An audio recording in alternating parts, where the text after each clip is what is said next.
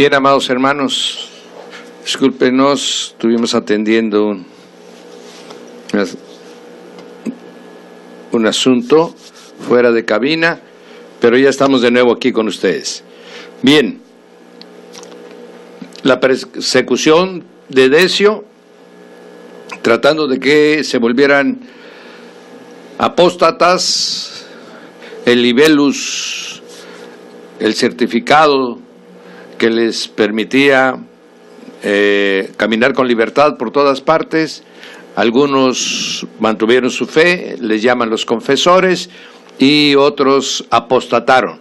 Pero después de que amainó la persecución de Decio y de otros más, hubieron muchos cristianos, o bueno, gente que había apostatado y quiso regresar otra vez a las congregaciones cristianas.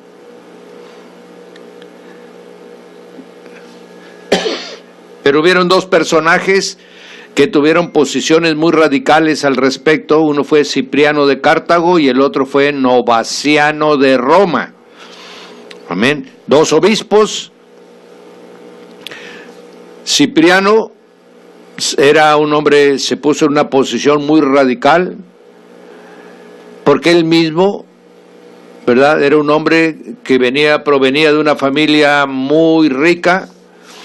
Era un hombre que había sido muy formado, muy preparado, terminó la carrera de abogado y era un abogado de renombre, y se convierte a la fe de nuestro Señor Jesús y se entrega sin reservas, mi hermano, renuncia a todo lo que tenía y se va él a Cartago, y ahí, después de ser bautizado, después de 2 años de pertenecer a la congregación, por el conocimiento que tenía, por la entrega como abraza él el evangelio, mi hermano, lo nombran obispo en Cartago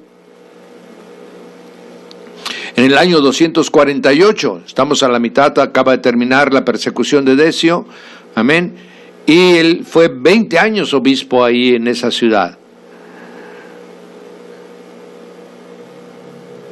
Y ahí apareció una situación de lucha interna con otro aspirante al mismo obispado de nombre Novato, ¿verdad? Le estoy comentando para que usted vea cómo ya hay, a estas alturas del año 250, ya hay gente que ingresa a la fe cristiana con intereses muy particulares,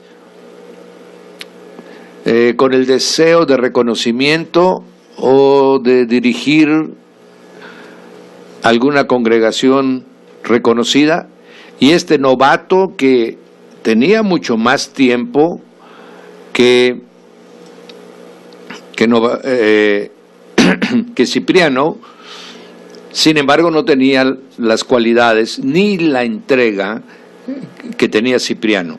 Y entonces se hizo entre los dos una constante pugna por ver quién tenía la opinión más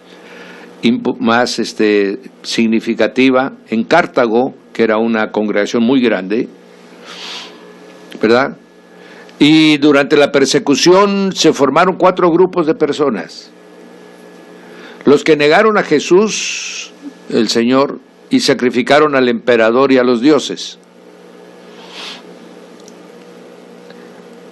otros, los que sobornaron a las autoridades, que no negaron a Jesús, que no sacrificaron al emperador, sino que por soborno lograron tener el libellus, el certificado.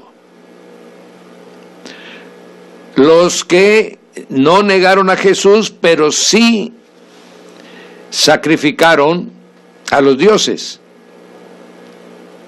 Y otros que negaron a Jesús por la tortura a la que fueron sometidos. Entonces eran 4 tipos de gentes diferentes, la razón por la que habían obtenido el libellus. Cipriano tomó una posición muy radical al respecto. Y dijo lo siguiente respecto a los 4 tipos de personas.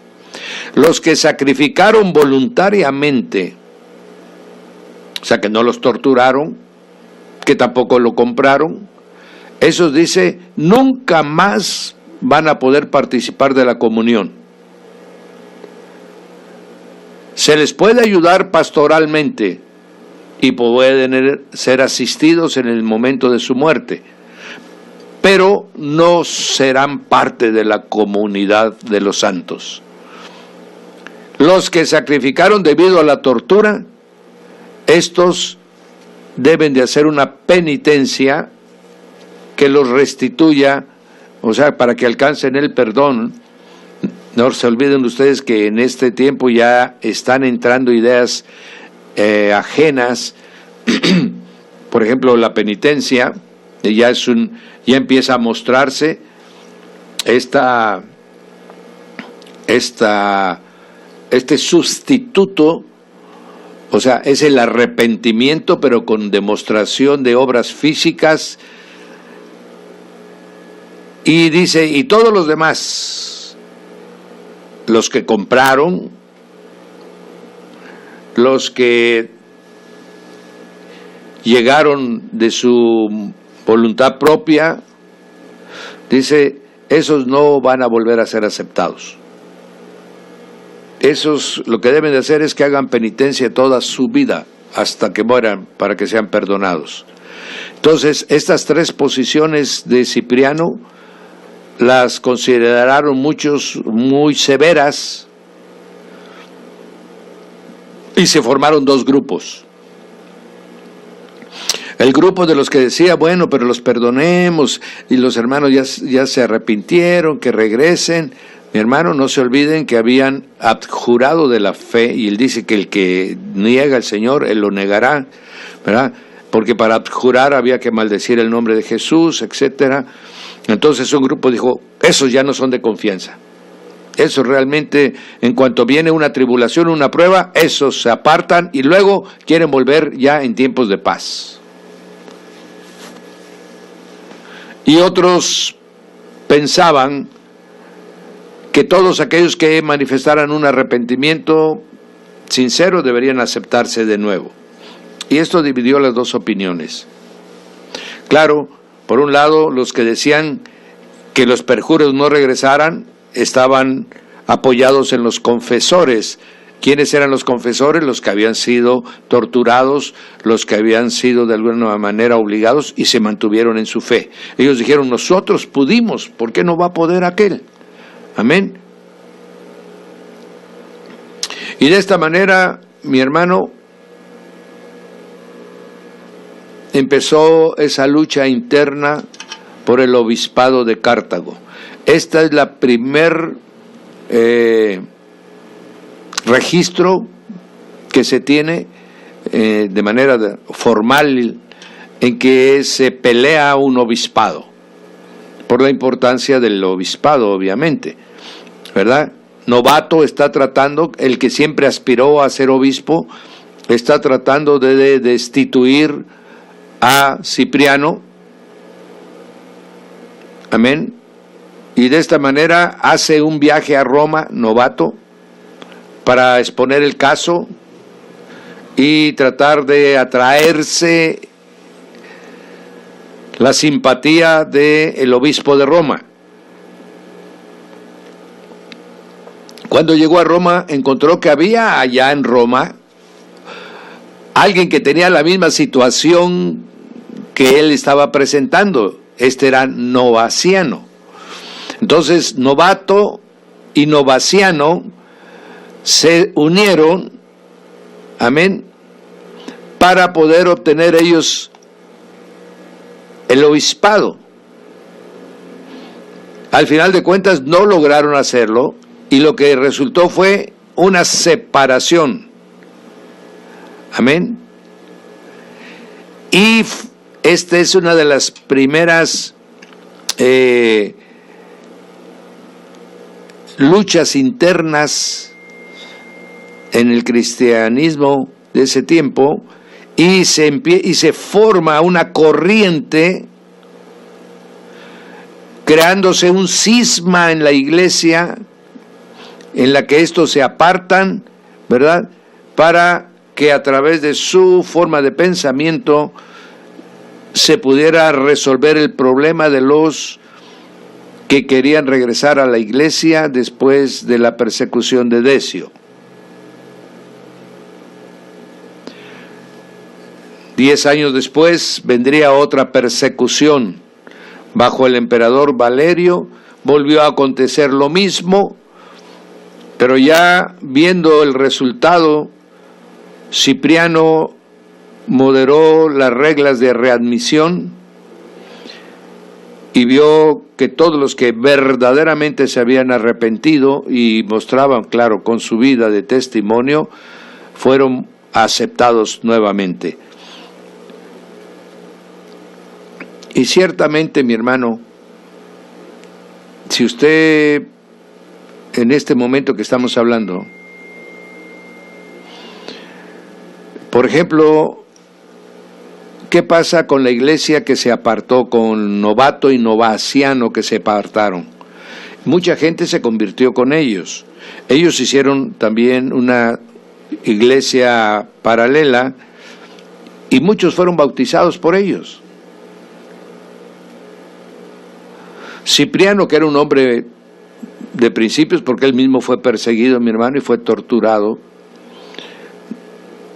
declaró que todos los bautismos que se hubieran hecho por Novaciano y por Novato no tenían validez, y que toda esa gente debía bautizarse verdaderamente de nuevo por un obispo que estuviera debidamente autorizado.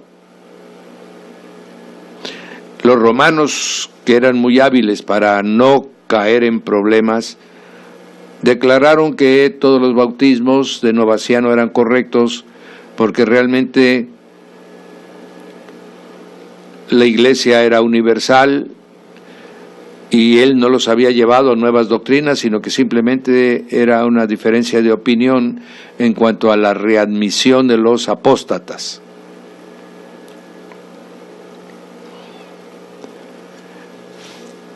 ¿Qué está pasando?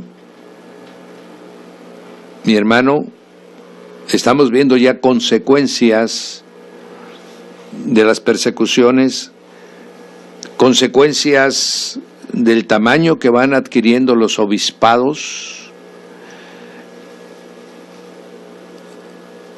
Vamos viendo, mi hermano, que ya hay diferencias de opinión, pero si usted lee todos esos libros en los que tratan estos asuntos, a mí me sorprendió y me sigue sorprendiendo que ya no se habla del Espíritu Santo. Ya no se busca la guianza del Espíritu Santo. Ya son opiniones de hombres, ya son asuntos de tipo legal, ya son asuntos de pequeñas costumbres dentro de la iglesia.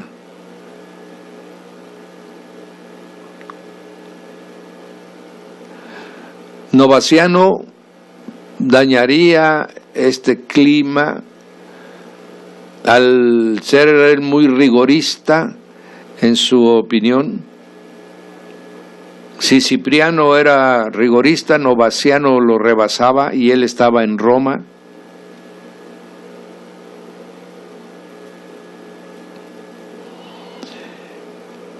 De tal manera que el obispo Calixto de Roma tiene que hacer una separación con Novaciano, y de esta manera se abre y Novaciano crea su sección en Roma, y por primera vez se tiene 2 obispos en Roma. Quiero decirles, mis hermanos, que en Roma hasta el año 150 todavía no había un obispo en Roma tal como se conocía. Habían muchas congregaciones cristianas, pero no había el obispo de la ciudad de Roma. Ahora, había obispos en las diferentes congregaciones de Roma. Hasta el año 150, tal como nos los hace saber Ignacio de Antioquía en las cartas que le envía a la iglesia en Roma. Él mandó a varios obispos, al obispo de Esmirna, al obispo de Efeso, y una de las cartas que manda se la manda a la iglesia de Roma. No había obispo único en Roma. Y ahora, por primera ocasión, hay 2 obispos en Roma, ¿verdad? Obispos, no hay papa, no existen papas en ese tiempo, ¿verdad? 2 obispos en Roma. Entonces, ya tenemos el primer cisma en esta ciudad. Novaciano luchando por la pureza de la iglesia, declarando que los apóstatas no deben de ser admitidos porque cometieron perjurio. Y de esta manera se establece pues una corriente de opinión tratando de guardar la pureza del evangelio, y la otra, con mayor tolerancia, permite que los que se arrepientan verdaderamente se incorporen de nuevo a la iglesia.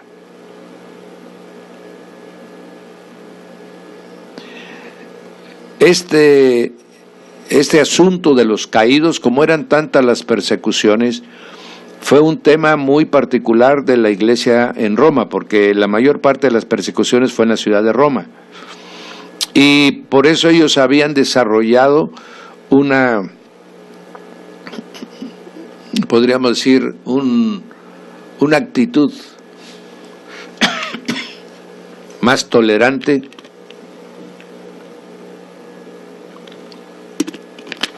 con los que apostataban y después querían reintegrarse a la iglesia. Todo esto va quedando, mi hermano. Grandes personajes están siendo nuevamente incorporados. Ya vamos a terminar el día de hoy, mi hermano, mis hermanos, con el siglo III, para la próxima semana empezar con Constantino.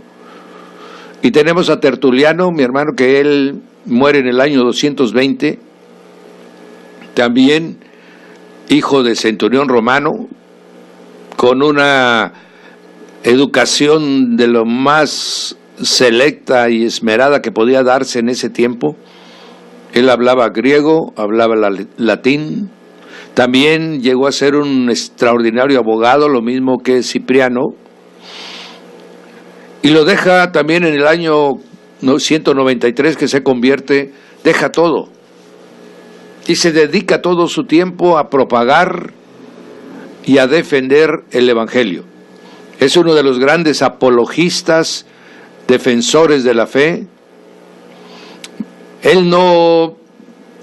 Tertuliano no llega a ser obispo, sino que es un hombre que se dedica a escribir, a recopilar lo que estaba como antecedente de la iglesia, y a través de sus escritos empieza él a darle forma, a darle un contenido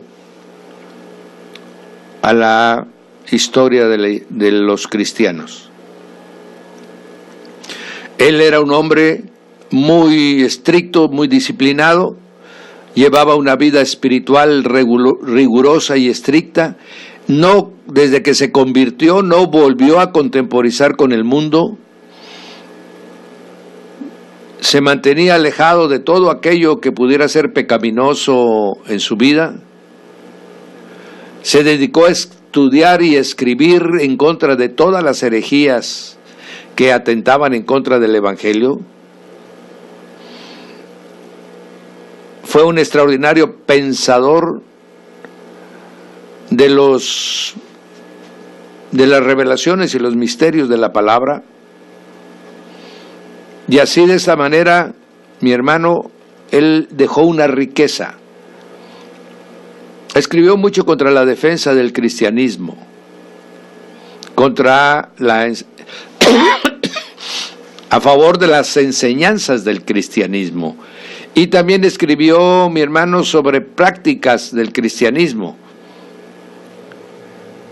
sobre la virginidad, la castidad, la vestimenta, amén, para los que ahora dicen que no importa cómo vistamos, ¿verdad? Lo que importa es que nuestro corazón se lo demos a Dios. El que le da su corazón a Dios, mi hermano, vive una vida justa y viste de forma prudente y decorosa. Si realmente le entregó su corazón a Jesús, va a tratar de agradar al Señor Jesús. Habló también de la esposo de una sola mujer, mujer de un solo esposo, sobre los ayunos, sobre los espectáculos públicos, mi hermano.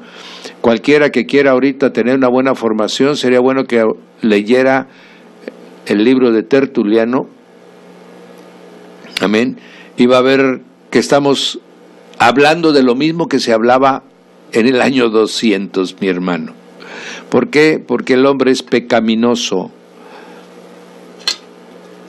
y siempre trata, el nuevo, el que se acaba de convertir ahorita, va a volver a luchar contra las cosas que Tertuliano ya había escrito hace prácticamente 1800 años. Donde Tertuliano le hace un gran favor a la iglesia es en su defensa apologética en contra de los herejes. Amén. Y la otra es, mi hermano, en sus opiniones doctrinarias referente a la Trinidad. Si bien llevó al extremo algunas cosas que también dejaron entrar conductas equivocadas después, como por ejemplo decían, ¿qué importa si referente a los bautizados que primero habían apostatado y se habían apartado y en esa iglesia apóstata habían sido bautizados? Él dice, no importa, porque la autoridad está en la iglesia, no está en la persona. De tal manera que la persona que pertenece a la iglesia, no importa si su vida no es tan decorosa, ¿verdad? Basta que en nombre de la iglesia haga lo que hace y ya el sacramento realizado pues tiene valor. Esto daría después, mi hermano, pauta a que los obispos, a lo que los sacerdotes, los obispos, tuvieran una vida desordenada, sabiendo que no eran ellos los poseedores de la autoridad, sino a la iglesia que pertenecían.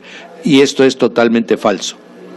La autoridad le viene a la persona que es parte de la iglesia, pero que el Espíritu Santo se lo otorga a él por la santidad en que vive.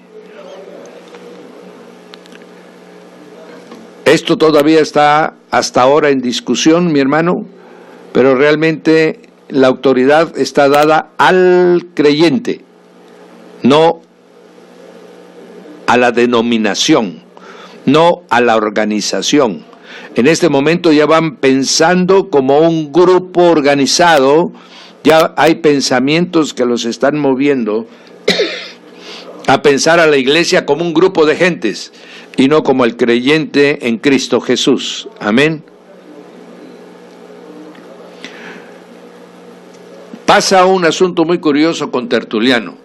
Tertuliano viviendo, conociendo, era de hijos de gente muy adinerada, y empieza a ver el comportamiento, especialmente en Roma, de obispos y de sacerdotes que empiezan a distar mucho de lo que el mensaje del Evangelio dice, sobre todo en la vida decorosa, en la vida alejada del pecado, y empieza a ver que ya hay hipocresía y mentira, que empieza a haber unas desórdenes en algunos aspectos del comportamiento y conducta, y entonces él hastiado de esta falsedad e hipocresía,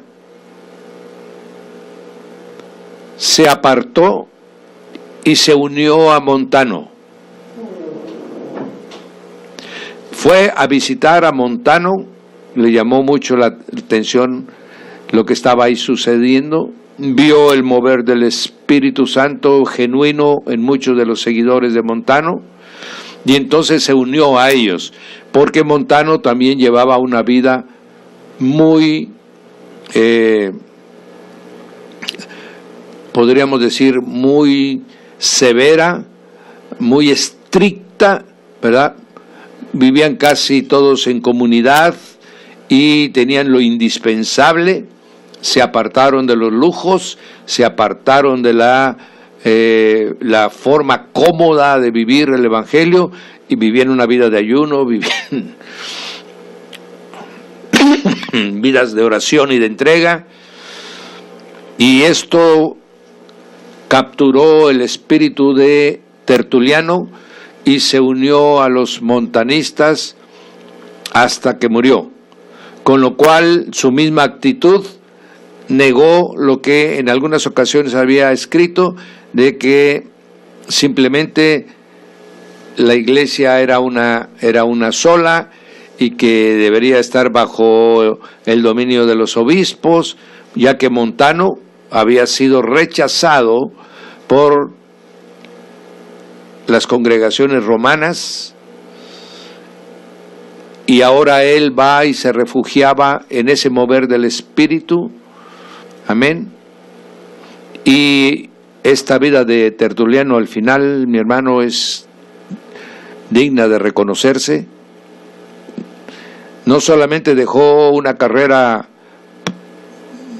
que parecía ser muy provechosa, sino que dejó también una posición de gente muy reconocida para irse a cobijar en un grupo que se movía con los principios de la iglesia primitiva. Ya tenemos a Novaciano, a Cipriano, a Tertuliano, y aparecerá otro personaje que será muy significativo para lo que vamos, que se llama Clemente de Alejandría. Alejandría era la capital mundial de la cultura griega. Eran congregaciones muy abiertas a las filosofías y al pensamiento griego.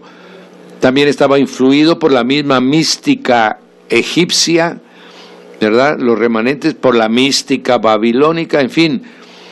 Era un lugar donde se encontraban muchas culturas y muchas formas de pensamiento. Ahí en ese lugar Clemente recibió su formación teológica. Ahí Clemente empezó a ejercer su magisterio.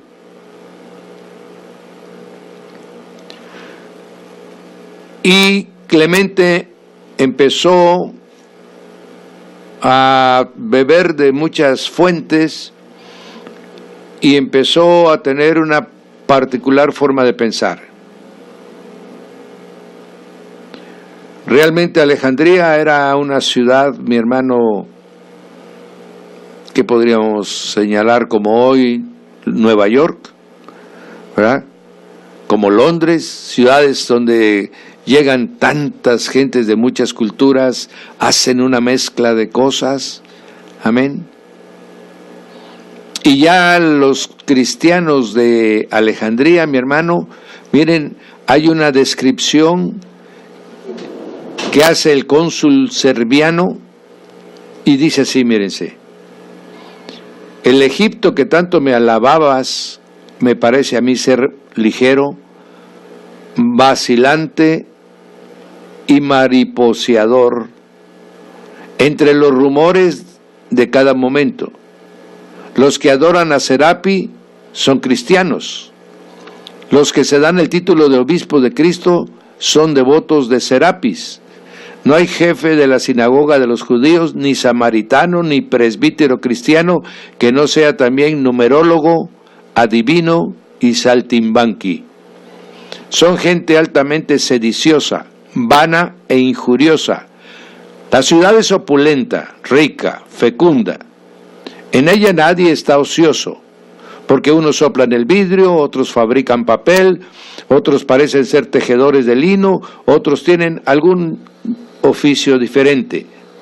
Ahí trabajan hasta los gotosos, los mutilados, los ciegos y hasta los inválidos. Pero el único Dios de todos ellos es el dinero, a quien adoran tanto los cristianos como los judíos y toda clase de gente. Esta era Alejandría, mi hermano. ¿Se le hace a usted conocida esta descripción? Para que veamos que no hay cosas nuevas, que el diablo solamente recicla la forma como hace que el hombre se desvíe. Si usted tantito, mi hermano, permite que la concupiscencia obre en su vida, si usted tantito contemporiza con el mundo, se lo va a tragar. ¿Por qué? Porque tenemos una naturaleza caída de donde salimos. Si le volvemos a dar otra vez cabida, si le volvemos a dar otra vez impulso, el viejo hombre se va a levantar. Amén.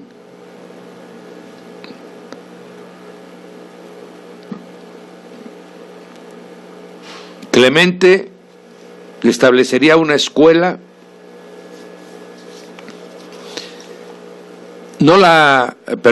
seguiría una escuela que no la fundó él, sino que su maestro que lo guió muere y lo deja a él. Esa escuela servía para catequizar, porque catequesis quiere decir enseñar. Amén. Entonces, esta palabra que usted, el catequista, que es lo que usa el catolicismo romano, esta palabra es el que enseña la doctrina católica romana, ¿verdad? Ese es un catequista.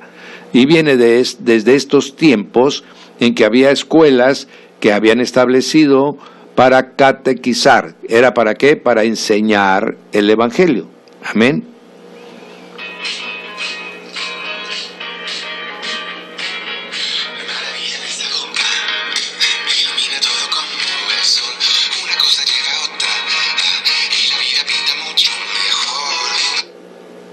Bueno. Sí, dígame usted.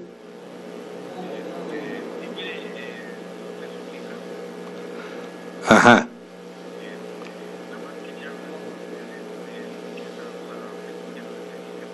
Sí, 97.3 de FM, sí. Sí, así es, por la bendición del Señor.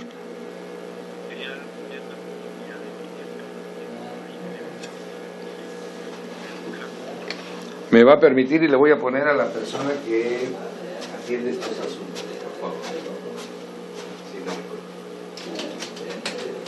Pastor Esteban.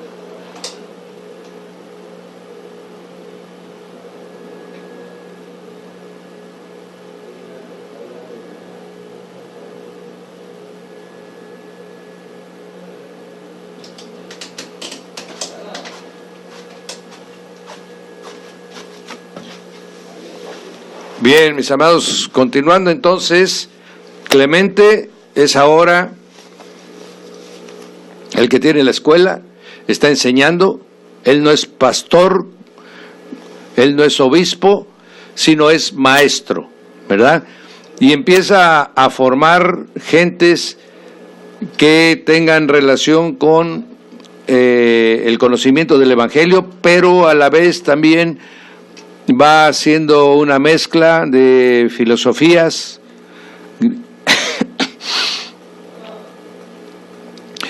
Y Clemente tenía una forma de pensamiento muy curiosa.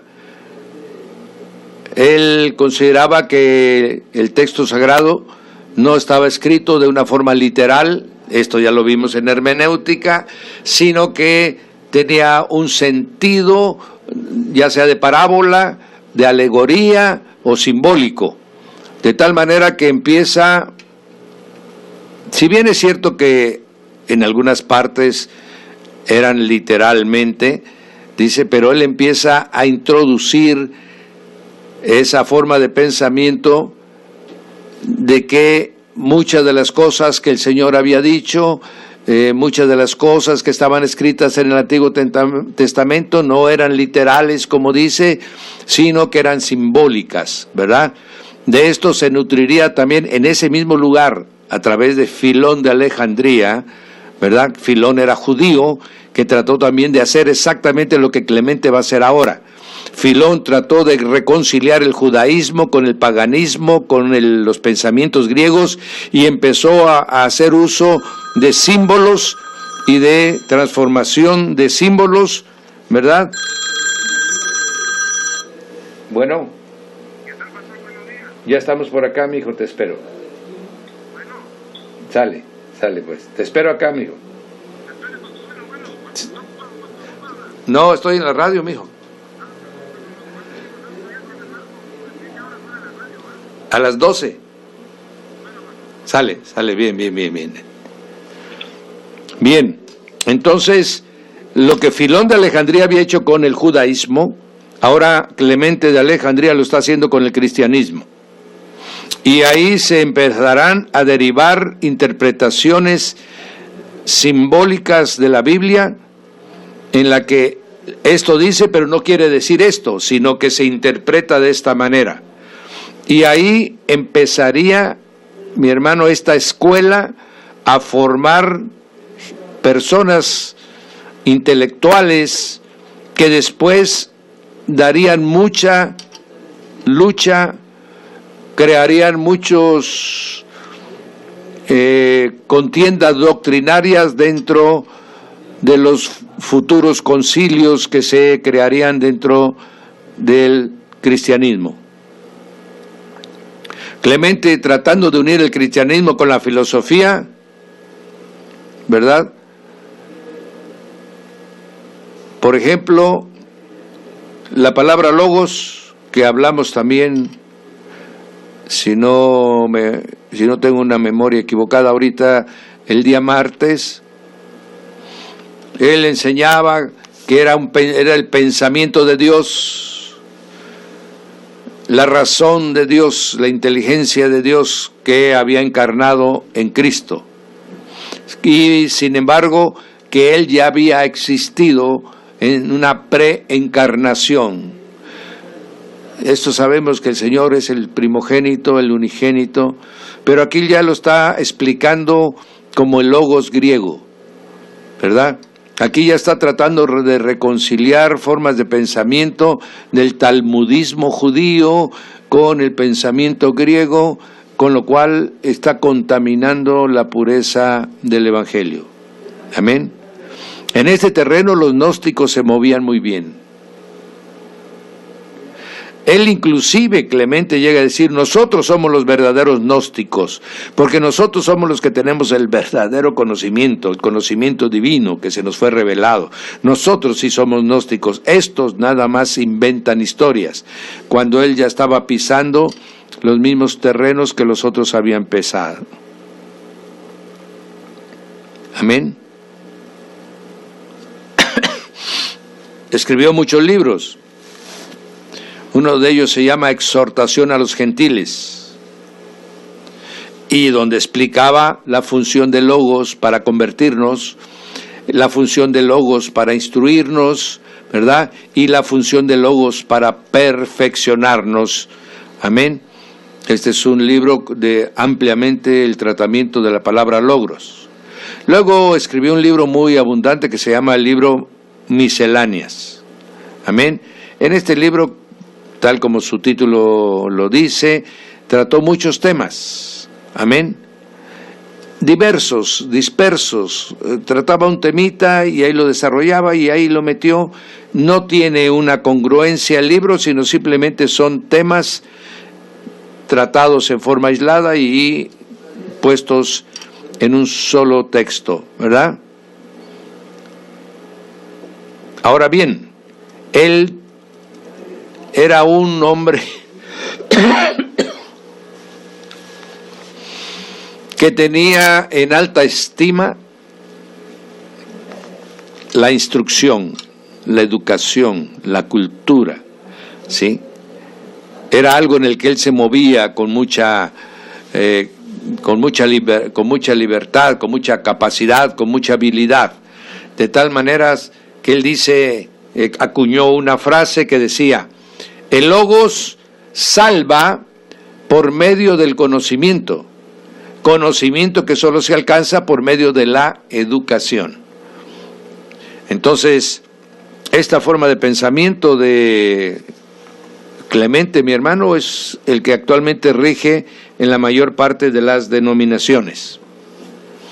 Que hay que estudiar necesariamente un instituto bíblico, luego hay que estudiar una licenciatura en una universidad, luego hay que hacer el doctorado, luego hay que ser diplomados y bla, bla, bla, bla, bla. Amén. Yo lo comparo, mi hermano, lo que estoy leyendo de la historia de la iglesia con lo actual, para que veamos que lo que estamos viendo no solo es historia, que no fue lo que ya sucedió, no, que la historia se repite. Porque lo más triste, mi hermano, para el ser humano es no recordar las cosas que ya sucedieron y sus consecuencias, para que tengamos que volver a vivir otra vez lo que ya se vivió y volvamos a tener las mismas consecuencias. No, la historia es para aprender. Por eso el Antiguo Testamento, mi hermano, sirve como ejemplo. Amén. Así la historia de la iglesia sirve como ejemplo para que ahorita, al final de los tiempos, sepamos lo que va a suceder. Amén. ¿Por qué? Porque ya aconteció. Y el resultado ya lo conocemos. Actualmente está volviéndose a mover las mismas circunstancias. Bueno, el resultado ya lo conocemos. ¿Para qué? Para que los que sean entendidos se aparten. Y los necios pues caerán en el mismo hoyo. Amén. Estamos hablando de los personajes que marcaron, mi hermano, la historia de la iglesia. Aparece al finales también de esa fecha Orígenes, un personaje verdaderamente sorprendente en su capacidad intelectual, ¿verdad? Él fue de padres cristianos, él nació en la ciudad de Alejandría, hombre que por la misma formación cristiana que había recibido tenía un carácter muy piadoso y de una mente verdaderamente brillante. Él empezó a aprender del Evangelio en la escuela de Clemente. Amén. Después vino la persecución de la que hemos hablado de Séptimo Severo. Todos los maestros fueron capturados, tomados prisioneros para cerrar esta escuela. Y Orígenes era muy pequeño, era muy joven, tenía 19 años, aunque ya conocía bastante, se quedó a cargo de la escuela porque pues todos los demás maestros se los llevaron. Y ahí permaneció, mi hermano, hasta su muerte, que por cierto fue causada por la persecución del emperador Decio. Sus escritos son muy diversos, verdaderamente tocó todos los temas. Fue un prolífico escritor, comparó la Biblia hebrea con la Biblia en latín, la Septuaginta, la griega, la Septuaginta, hizo un estudio de las varias traducciones. Escribe mucho sobre la relación de Dios Padre con el Hijo, nuestro Señor Jesucristo. Abunda en el tema de la eternidad de Jesús, nuestro Señor, ¿verdad? Aunque tiene una forma muy particular de tocar estos temas. Vuelve a caer en algunas formas de pensamiento de esa escuela en la que él aprendió, sobre todo en la cuestión de que el Padre Creador, siendo tan puro como lo era, no podía relacionarse él directamente con su creación. Por lo tanto, necesitó de un intermediario que hiciera la creación por él. Y de esta manera, por eso, el Hijo fue de su propia sustancia, generado por él, amén, si bien es cierto, y esta es una de las diferencias, mi hermano, que tienen con el pensamiento de los gnósticos, diferencia de que si bien es cierto que el Hijo se manifestó en la creación, Él había estado eternamente con el Padre. Amén. Y esto es la creencia que todos tenemos, ¿verdad? De que el Señor ha sido eterno, consustancial con el Padre, y manifestado en la creación para que todo fue hecho por Él, por medio de Él y para Él. Amén. También hablaba Orígenes que la creación del mundo tiene un propósito. Amén.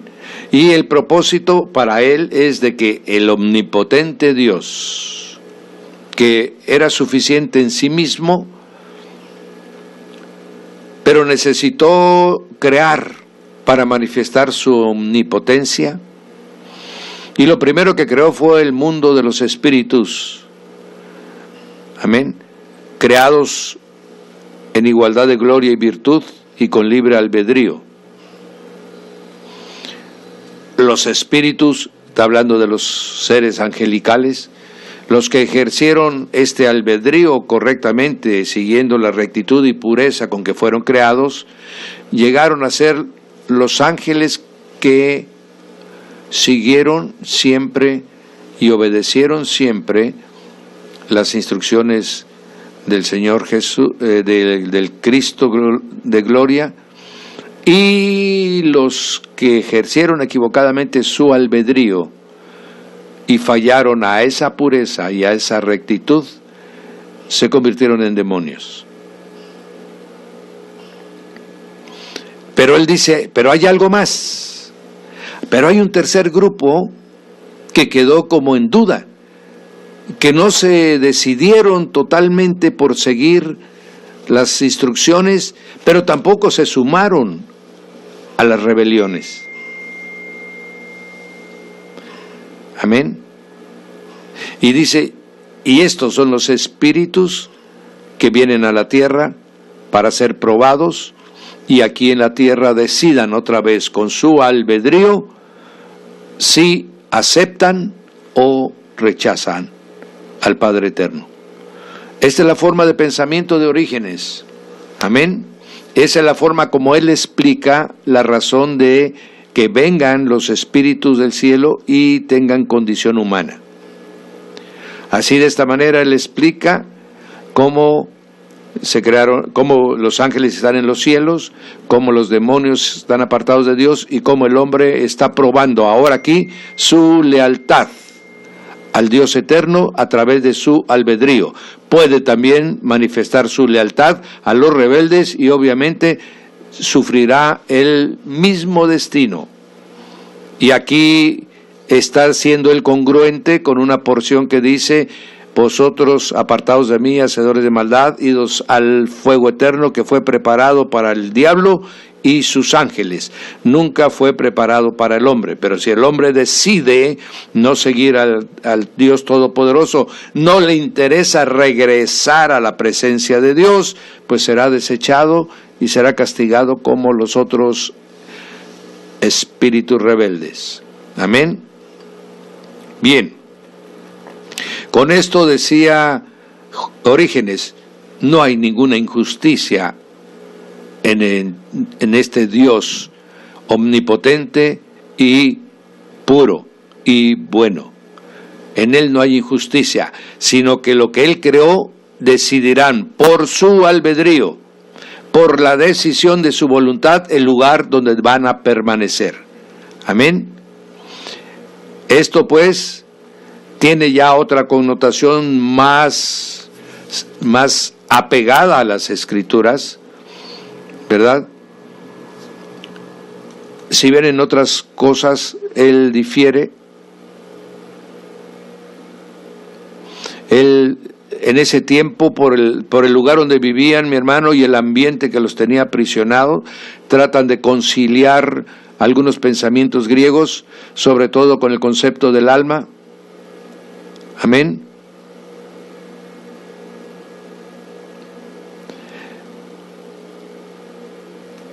Él está consciente que solo hay un Dios creador y que además es el ordenador del universo, que la creación tiene un propósito, que la creación fue hecha por el Hijo de Dios, Jesucristo, que Él es el primogénito de todos, en fin, tiene bastante apegado a lo que se considera. Posteriormente tiene otras interpretaciones muy privadas referente a la creación, mi hermano. Sobre todo hace una diferencia entre el capítulo 1 de Génesis y el capítulo 2. Y al final, creyendo él, porque él era un hombre muy bondadoso, pero cuando no oímos al Espíritu, mi hermano, todos podemos errar. Y además de esta interpretación muy particular que él hace de Génesis 1 y Génesis 2, también hace una interpretación muy particular de el final de los tiempos.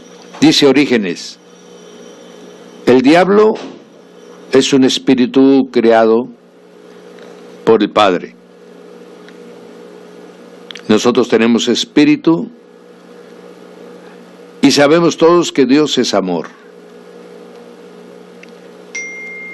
Y esa manifestación del amor de Dios se verá al final, de tal manera que hasta el mismo diablo se salvará. Y toda la creación regresará al estado inicial, cuando todo era bueno, cuando todo era espiritual, cuando todo estaba bajo la atmósfera de bondad, de pureza con la que fue creado. Esta doctrina de Orígenes, mi hermano, actualmente se la siguen promoviendo muchas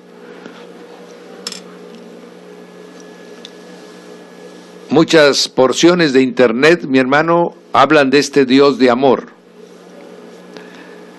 Todos hablan del Dios de amor porque les conviene.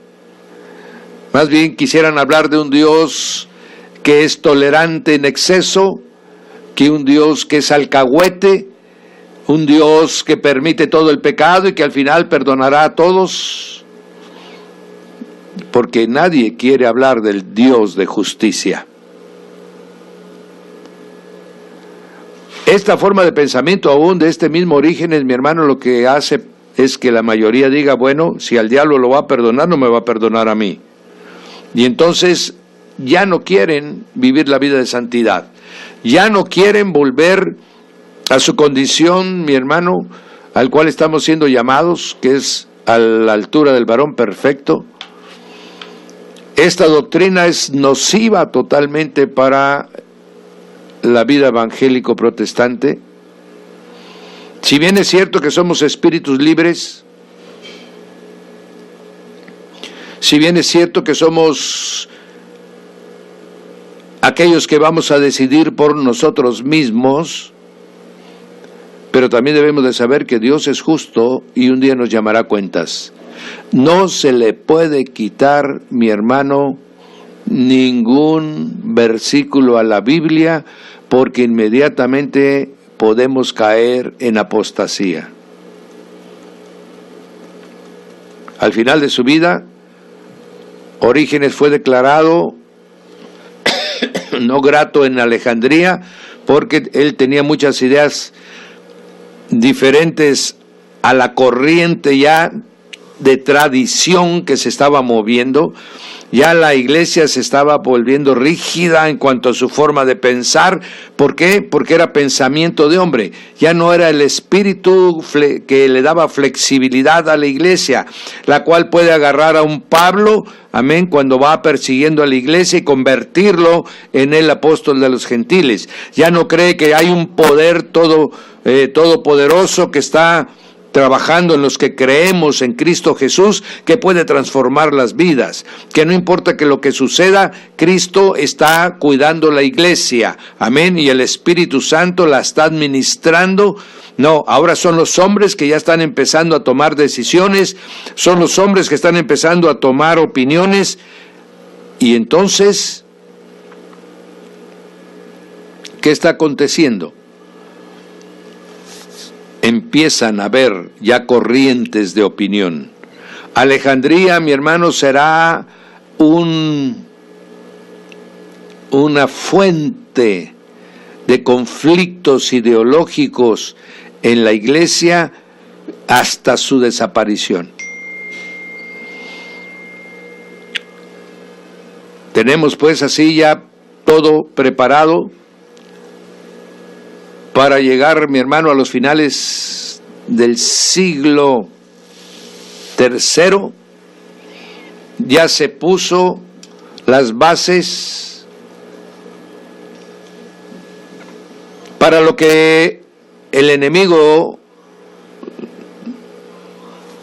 del evangelio, de su alma, estaba preparando. ¿Cómo cierra el siglo II, mi hermano? Con la discusión referente a la Trinidad. Con todas estas formas de pensamiento que te estoy diciendo, mi hermano, la Trinidad se convierte en una controversia que separará a la iglesia en varias facciones, dependiendo si son de Antioquía, si son de Alejandría o si son de Roma. Cada una ocupará una posición particular.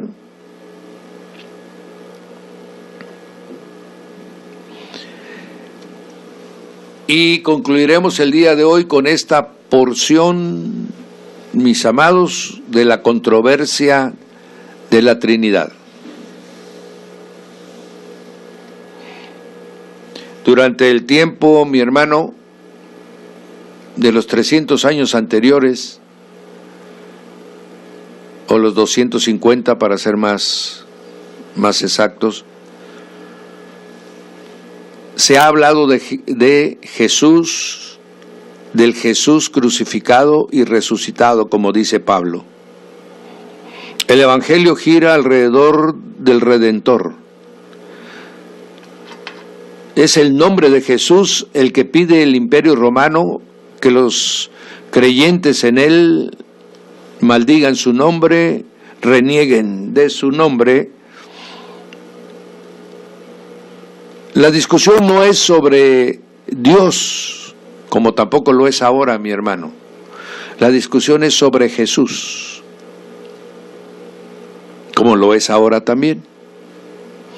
Y entonces, cuando se quiere unir el credo, del cual ya hablamos, el credo de los apóstoles, y se da la fórmula de la Trinidad, del Dios que se manifiesta como el Padre, la fuente de todas las cosas, Jesús manifestado en la creación como el Creador y Señor actual de las cosas, el Espíritu de Dios manifestado como el que guarda toda la obra creada y la pureza de la voluntad para que se cumpla la voluntad de Dios.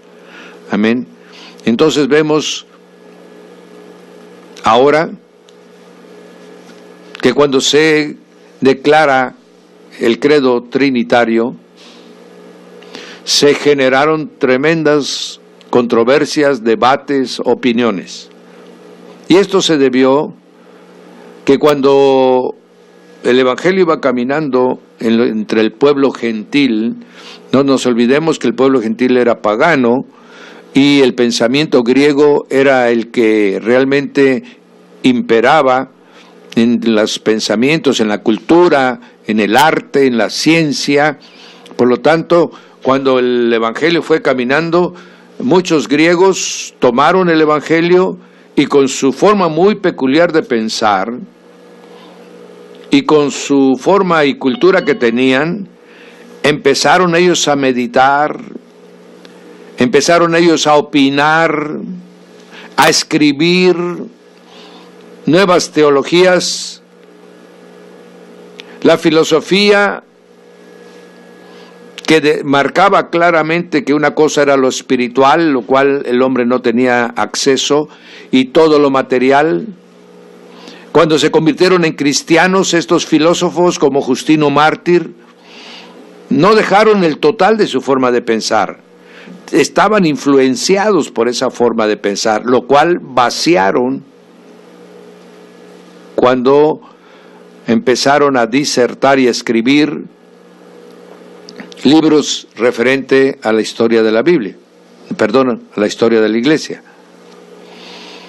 El Antiguo Testamento, mi hermano, que es férreamente monoteísta, que no deja ni la más mínima oportunidad de pensar que el único Dios puede manifestarse a través de otra forma que no sea Él mismo.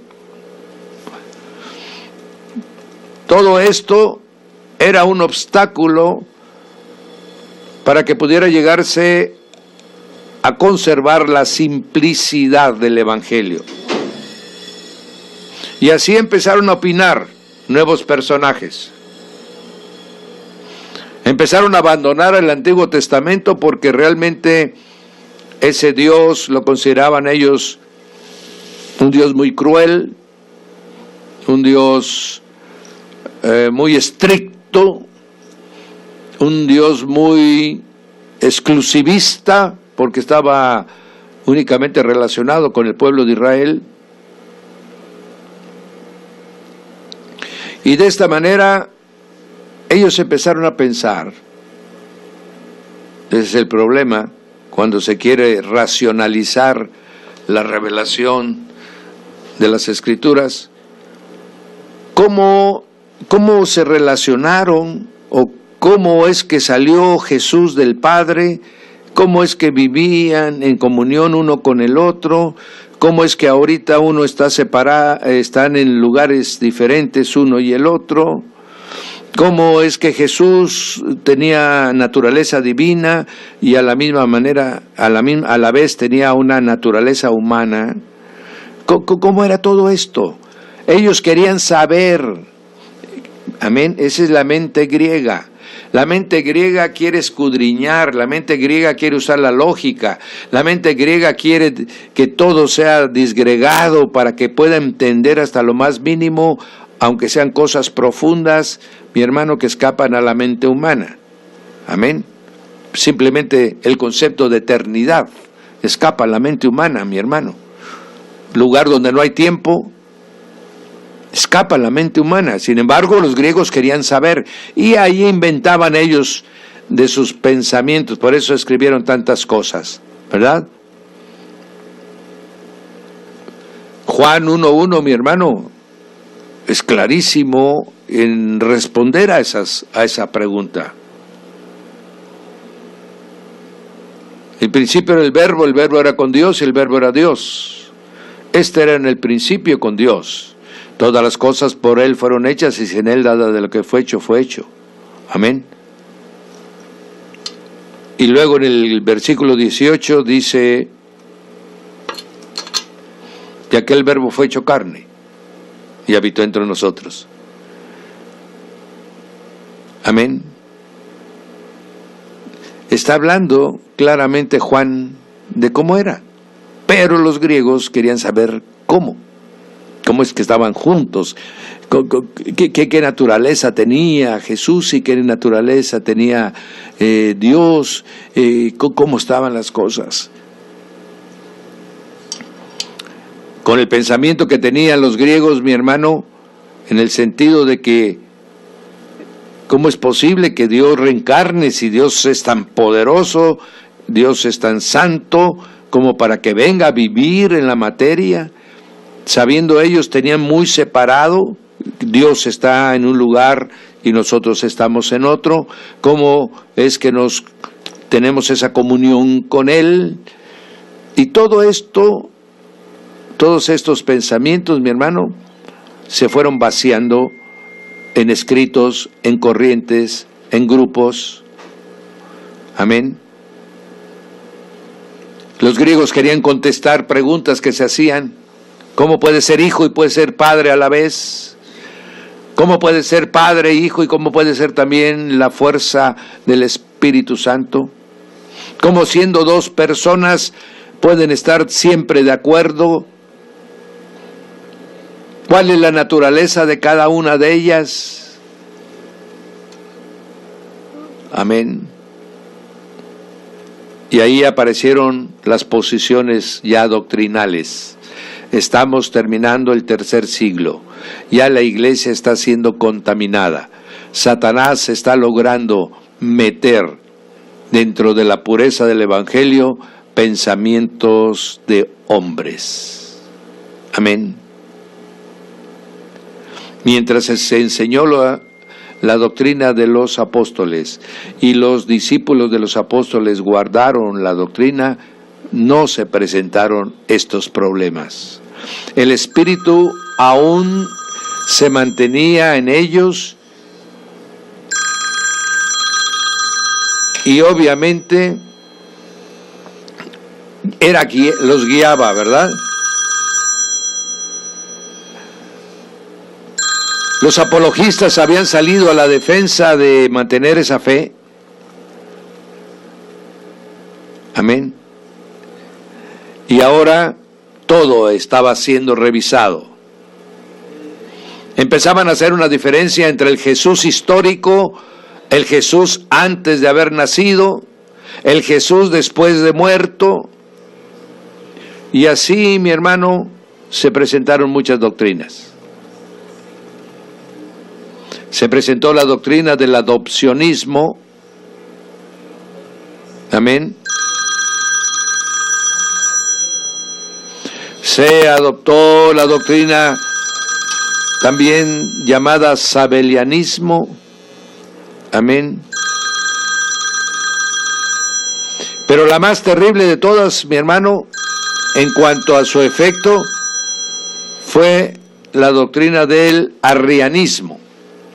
Arrianismo se llama así, mi hermano, por Arriano, que fue el que puso Dice, ¿y cuál era la doctrina de Arriano? Pues usted la va a identificar inmediatamente. Jesús, ciertamente Hijo de Dios, lleno de gracia, del Espíritu Santo, pero hombre. Jesús no era divino. Ese mismo Espíritu que habitó en Jesús es el que habitó en Moisés, es el que habitó en los profetas, y el que vino y habitó en Jesús como hombre, y eso le dio esa característica particular y extraordinaria. A él le plació el Padre adoptarlo como hijo, como nos va a adoptar a nosotros, pero no era Dios, no era Dios encarnado. Amén. Arrio llegaba a más todavía diciendo, sí, tuvo un cuerpo humano, habitó entre nosotros, pero él no era como nosotros, él no tenía un alma humana. Ese lugar del alma humana, esa la ocupaba el Logos. Amén.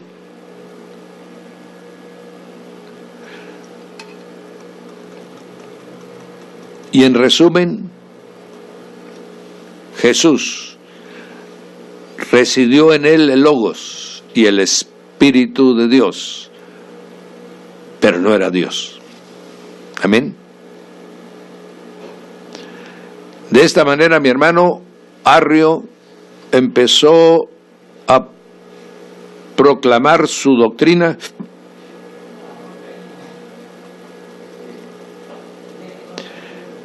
y obviamente creó el problema más serio que se pudo haber creado dentro de la iglesia. Se separaron, la iglesia se fue a Alejandría,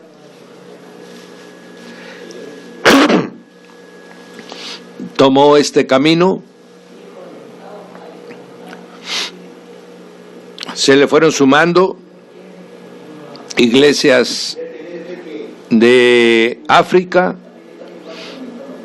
se fue extendiendo su forma de pensamiento y donde encontró una férrea oposición fue en las iglesias de Antioquía y en la iglesia de Roma. Sin embargo, siguió permeando y fue dividiendo en dos bandos al cristianismo. Estamos terminando el año 300 y el arrianismo, mi hermano, que prácticamente se enfrenta a la profesión de fe del credo de los apóstoles, hace que cada persona empiece a entender, empiece a definirse. Muchos se sumaron solamente por simpatía o por oposición, como dice Pablo, unos predican solamente por contienda y otros por fe. Así fue en esta ocasión, unos por contienda y otros por fe. Se fueron formando grupos muy fuertes. Lo que tenía el arrianismo, mi hermano, es que eran muy fervorosos los seguidores de esta doctrina, y son los que se dedicaron a evangelizar a todas las tribus bárbaras que estaban amenazando al Imperio Romano. Los arrianos en algunas áreas eran un poco más flexibles en cuanto a aceptar a convertidos al cristianismo. No tenían, por ejemplo, la posición sobre el bautismo, en la que la persona solamente podía bautizarse y pecar una sola vez, y cuando pecaba dos veces era excomulgado, que era algo que practicaba mucho la iglesia en ese tiempo, ¿verdad? Y ellos eran un poco más tolerantes en ese aspecto, tal vez tomando como experiencia los apóstatas en las persecuciones romanas. Todavía las persecuciones están vigentes, mi hermano. Vendría la más terrible de todas, ¿verdad?, que es la persecución de Diocleciano, la cual prácticamente uniría el siglo III con el siglo IV.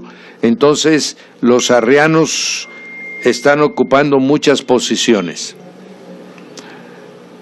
Y así, con este pensamiento, mi hermano, muchos ya se han ido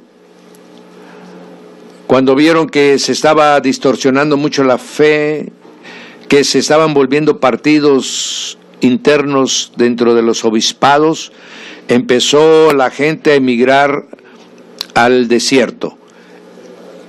Este fin del siglo III también abre otra puerta que se llama el monaquismo o monasticismo.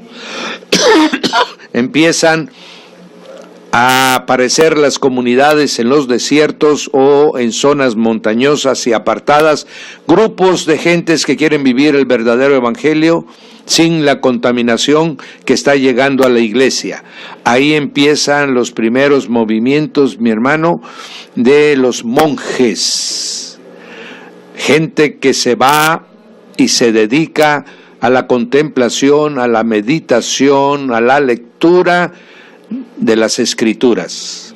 Ahí empezará un movimiento muy poderoso de gente que ahora se sale de las ciudades, como las escuelas de Clemente o la escuela de Orígenes, y se van a comunidades en donde juntos estudian la palabra, tienen ayunos, oraciones y obviamente visitaciones del Espíritu, y los monjes empiezan a tener una presencia en cuanto a una vida de santidad y una vida de opinión muy fuerte dentro de la historia de la iglesia. Así terminamos, mis amados, el siglo III, y a partir de la próxima semana hablaremos, mi hermano, del principio del siglo IV. Bien, el Señor los bendiga, los guarde, abunde en su vida y sobre todo les dé sabiduría y conocimiento en Él, amor y mucha paz. Los bendecimos en el nombre del Señor Jesús Y se despide de ustedes el pastor Raúl Peña, de Casa Oración Puerta del Cielo, al servicio del Instituto Bíblico Radial.